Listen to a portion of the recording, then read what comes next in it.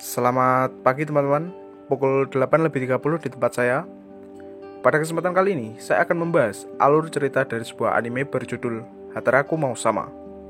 Anime ini memiliki konsep reverse isekai yang beberapa dari kita mungkin belum pernah mendengarnya. Jujur saja, ini pertama kalinya saya menonton anime dan genre seperti ini, dan itu sangat menarik. Anime ini juga diselingi dengan joke-joke sederhana yang malah membuat anime ini menjadi lebih berwarna. Tapi sayangnya, saya tidak akan membahas semua joke yang ada di anime ini. Jadi, buat kalian yang mau lihat keseluruhan komedi pada anime ini, saya sarankan untuk menontonnya secara langsung. Namun sebisa mungkin, saya akan tetap memasukkan beberapa joke dalam pembahasan kali ini. Dan intro.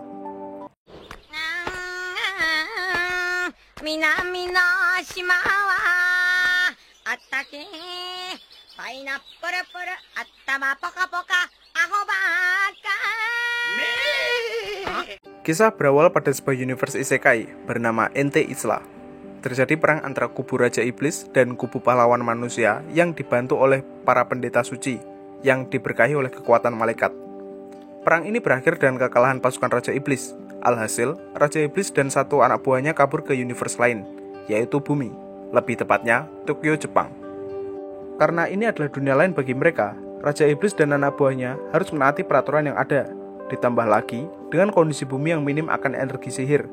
Jadi, tujuan mereka ke bumi adalah mengumpulkan energi sihir, lalu kembali lagi ke Ente Isla untuk balas dendam. Tapi sebelum itu semua, Raja Iblis dan anak buahnya harus membuat berbagai macam aset penting, seperti kakak, kartu debit, dan pastinya tempat tinggal. Apartemen mereka memang cukup sederhana, tapi itu bukan masalah. Yang jadi permasalahan utama adalah ibu kos mereka, yakni Mikiti. Di dunia ini, Raja Iblis menggunakan nama Mau Sadao, sedangkan anak buahnya menggunakan nama Asia. Asia bertugas untuk mengurusi aktivitas rumah tangga, seperti memasak dan mencuci pakaian, sedangkan Mau bertugas untuk bekerja dan mencari uang. Ketika Mau hendak pergi bekerja, dia bertemu dengan seorang wanita yang kehujanan. Karena lokasi kerjanya tidak jauh dari tempatnya sekarang, Mau berniat meminjaminya payung, lalu melaju kencang dengan sepeda bututnya yang bernama Dulahan. Mau bekerja di sebuah restoran cepat saji bernama McDonald sebagai pegawai paruh waktu. Dia tidak sendiri karena Mau mempunyai rekan kerja bernama Chiho. Chiho ini adalah gadis SMA yang kebetulan juga bekerja paruh waktu di restoran itu. Berkat keterampilannya dalam bekerja, Mau langsung diangkat menjadi pegawai tetap yang tentunya membuat gaji bulanannya naik cukup banyak. Di tengah kebahagiaan, Mau diboikot oleh wanita yang kehujanan tadi.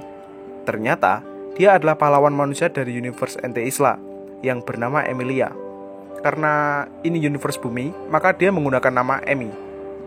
Emi pergi ke bumi dengan tujuan untuk membunuh sang Raja Iblis. Namun sayangnya, mereka sama-sama tidak memiliki kekuatan sihir untuk bertarung. Emi berniat membunuh Mau dengan sebilah pisau yang ia beli di toko serba seribu. Dan pada akhirnya, mereka malah masuk kantor polisi akibat kejadian itu. Emi tidak mengendurkan pemantauannya sedikit pun. Dia mengawasi kehidupan Raja Iblis dan anak buahnya yang sangat mengenaskan. Hingga suatu hari, Mau dan Emi tanpa sengaja bertemu, lalu diserang oleh sosok misterius dengan peluru sihir. Mereka juga tidak tahu tentang siapa yang menyerang mereka pada saat itu. Yang jelas, Emi tanpa sengaja kehilangan dompet dan sejumlah uangnya. Hal ini membuatnya harus terpaksa menginap di apartemen Mau untuk semalam suntuk.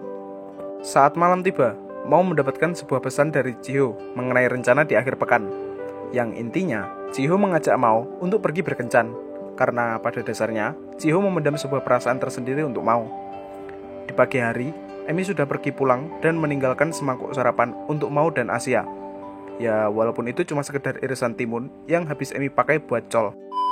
Siangnya, Mau hendak berkencan dengan Chiho, tapi sebelum itu, Asia mengajak Mau untuk pergi ke sebuah toko baju, agar Mau terlihat sedikit lebih pantas untuk berkencan dengan cewek kawai. Demi menghemat jatah keuangan mereka, Asia memilihkan baju yang paling murah di toko tersebut. Tak lama setelah itu, Mau dan Chiho pergi berkencan dan makan di sebuah restoran. Tapi Mau cuma beli es teh 3 ribuan. Dan tiba-tiba, datanglah Emi untuk mengingatkan Mau kalau dirinya adalah Raja Iblis dan menyuruhnya untuk bertindak layaknya Raja Iblis, bukan malah berkencan dengan gadis SMA. Chiho yang melihatnya malah salah paham dan mengira jika Emi hendak mengganggu hubungannya dengan Mau. Dan terjadilah pertengkaran antar cewek yang para lelaki tidak dapat melerainya. Tiba-tiba, terjadilah gempa besar yang membuat bangunan yang mereka pijak runtuh. Emi dan Chiho berhasil selamat berkat kekuatan sihir Mao yang masih tersisa. Di sini, Emi sedikit menyadari jika sang Raja Iblis yang terkenal akan kejahatannya sudah berubah 180 derajat dan kehilangan sifat keiblisannya. Karena yang tersisa cuma sifat baik dan hati Hello Kitty milik Mao. Atas insiden yang terjadi, Emi harus terpaksa menginap di apartemen temannya yang bernama Rika dan sedikit ngegosip di sana. Teruntuk Asia, dia merasa tidak berguna karena tidak dapat membantu Mao dalam insiden saat itu. Dengan terpaksa, Mao mengurung Asia dalam lemari karena merasa risih dengan tingkah Asia. Suatu hari, Emi datang ke rumah Mao untuk melakukan interogasi secara langsung mengenai sifat jahat Mao yang sudah lenyap. Selang beberapa waktu, datanglah Chiho yang mengira jika Mao dan Emi habis bercocok tanam. Karena pada saat itu, Mao kebetulan cuma menggunakan sebuah boxer untuk menutupi rudalnya. Chiho ngambek dan pergi begitu saja. Di tengah jalan, dia dicegat oleh sesosok iblis dari Ente Isla yang beberapa hari yang lalu menimbulkan gempa di tempat kencan Mao. Dia adalah komandan pasukan Raja Iblis. Dan karena ini bumi, dia menggunakan nama sebagai Urushihara. Urushihara tidaklah sendiri. Dia bersama kepala pendeta suci dari Ente Isla yang bernama Olba. Mereka berdua berniat untuk membunuh Mao dan sang pahlawan Emi. Karena dengan ketiadaannya mereka, peran Raja Iblis dan pahlawan manusia akan diambil alih oleh Urushihara dan Olba. Di saat yang tepat, Mao datang bersama Emi dan Asia. Karena terlalu banyak saksi mata, Mao mengaktifkan medan sihir dan mendedurkan semua orang yang berada di sekitarnya. Mao sendiri mendapatkan sedikit kekuatan dari kepanikan orang-orang sekitar. Selepas itu, Mao menghajar anak buahnya Urushihara hingga bonyok, sedangkan Olba menghilang tanpa jejak. Atas kejadian ini, Mao harus menceritakan yang sebenarnya kepada Chiho dan memperbaiki beberapa infrastruktur yang sudah dihancurkan dengan kekuatannya. Untuk Emi sendiri, dia didatangi oleh rekan pahlawannya dari Ente Isla. Teman-teman Emi berniat untuk mengajaknya kembali ke Ente Isla, namun Emi menolak karena masih harus mengawasi Mao di sini. Teman Emi bilang, jika Emi berubah pikiran, maka Emi bisa menghubungi ke mereka kapan saja. Mao mengizinkan Urushihara untuk tinggal di apartemennya, karena berhubung wajah Urushihara terekam CCTV pada saat itu. Jadi mereka harus menyembunyikannya dan mengubah Urushihara menjadi bocah nolep. Tujuan mereka masih sama, yaitu bertahan hidup sembari mengumpulkan energi sihir mereka masing-masing agar bisa membuka portal dan kembali ke Ente Isla. Urushihara menemukan sebuah tempat yang katanya mengandung banyak energi sihir. Tempat itu tidak lain adalah sekolah Chiho. Mao dan Asia berniat untuk singgah ke tempat itu saat malam tiba. Tentunya, mereka juga mengajak Chiho sebagai pemandu. Tak disangka, mereka bertiga bertemu dengan Emi yang juga ingin mengumpulkan energi sihir. Dan mereka semua pun pergi ke lokasi yang dituju bersama-sama. Hingga sampailah mereka di lokasi utama. Akan tapi, mereka cuma menemukan sebuah konsol game yang tergeletak. Ternyata, ini adalah akal-akalan dari Urushihara yang menyuruh mereka mengambilkan konsol gamenya yang sempat tertinggal. Tentunya, hal ini membuat mereka semua geram. Beberapa waktu kemudian, Mao dan kedua anak buahnya kedapatan tetangga apartemen baru. Dia adalah Suzuno. Suzuno adalah mantan anggota pendeta suci dari Ente Isla. Akan tapi, Suzuno tidak mengaku akan hal itu, dan hidup berdampingan layaknya seorang tetangga pada umumnya. Suzuno juga sempat membuatkan Mao sebuah bekal makan siang yang dibungkus dengan estetik. Mao sendiri menceritakannya tentang tetangga barunya itu kepada Chiho. Awalnya, Chiho biasa saja. Namun ketika Mao bilang jika tetangganya perempuan, Chiho spontan terkejut dan merasa tersaingi. Ditambah dengan hiasan bekal itu yang berbentuk logo hati.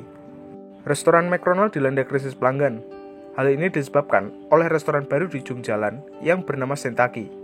Sentaki menggunakan sebuah kupon untuk menarik minat para pelanggan. Maka dari itu, penurunan jumlah pelanggan di McDonald bisa terjadi. Berhubung Mao sedang menjadi manajer pengganti, dia memerintahkan semua teman-temannya untuk menghias latar depan restoran dengan pohon bambu dan menyediakan tempat menggantung kertas di sana. Bukan tanpa sebab, tapi karena hari ini adalah peringatan Hari Tanabata, yakni semacam hari istimewa di Jepang. Barang siapa yang menulis harapan dan menggantungnya di pohon bambu, maka mereka akan mendapatkan minuman gratis di McDonald. Ide cemerlang Mao berhasil membuat restorannya kembali ramai, dan mereka pun kembali bekerja. Keesokan harinya, Mao dimintai tolong oleh manajernya untuk membantu pelayanan di cabang Fushima. Karena berhubung, di Fushima ada sebuah acara besar-besaran yang tentunya akan membuat jumlah pelanggan membludak. Kebetulan sekali, Chiho, Emi, dan Suzuno juga berkunjung ke tempat itu. Dan terlihat jika baju renang Chiho adalah yang paling manis. Tak lama setelah itu, terjadilah suatu hal yang tak diduga. di mana para fuckboy lepas dan membuat para pengunjung lari ketakutan. Ini adalah waktu yang tepat untuk mengumpulkan kekuatan sihir dari ketakutan para pengunjung. Namun Mao lebih memilih untuk menggunakan kekuatannya demi menjinakkan para fuckboy, dan itu berhasil. Lalu Mao pun kembali bekerja. Beberapa hari kemudian, Amy diserang oleh sosok misterius yang sejatinya adalah malaikat dari Ente Isla. Dia adalah Sariel. Sariel adalah malaikat yang kekuatannya sendiri berasal dari cahaya bulan. Untuk tujuannya, Sariel berniat untuk membunuh dan merebut pedang suci milik Amy, yang nantinya akan digunakan sebagai senjata untuk melawan Mao. Di sisi lain, Mao mendapat telepon dari Ibu Chiho mengenai anaknya yang tak kunjung pulang. Kemudian, Mao memastikan keberadaan Chiho lewat bantuan kemampuan tracking milik Urushihara dan kedapatan sesuatu yang tidak beres di GPS-nya. Mao pun segera bergegas pergi menggunakan sepeda andalannya Dullahan, dan malah bertemu dengan Suzuno yang menghancurkan Dullahan tanpa sebab. Hal itu membuat Mao sedih dan menangis. Di sini, Suzuno mengungkapkan kedok aslinya sebagai mantan anggota pendeta suci dari Ente Isla dan berniat untuk membantu rencana jahat Sariel. Namun Mao meyakinkan Suzuno jika perbuatan yang dilakukannya adalah sebuah kesalahan. Di saat kondisi mulai memburuk, Mao datang menyelamatkan menggunakan boxer favoritnya, karena dia meninggalkan seragam kerjanya di suatu tempat agar tetap aman saat bertarung. Karena energi sihirnya tidak begitu banyak, Mao dengan mudah diajar oleh Sariel. Lalu tiba-tiba, datanglah Olba yang ternyata masih hidup. Dia kembali bersekutu dengan Urushihara dan merubah ukuran bulan menjadi besar, sesuai saran dari Urushihara sendiri itu tadi.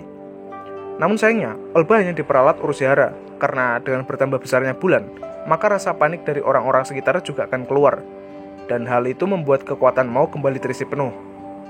Pastinya, pertarungan ini akan didominasi oleh Mao, dan dengan mudahnya, Sariel bisa dikalahkan.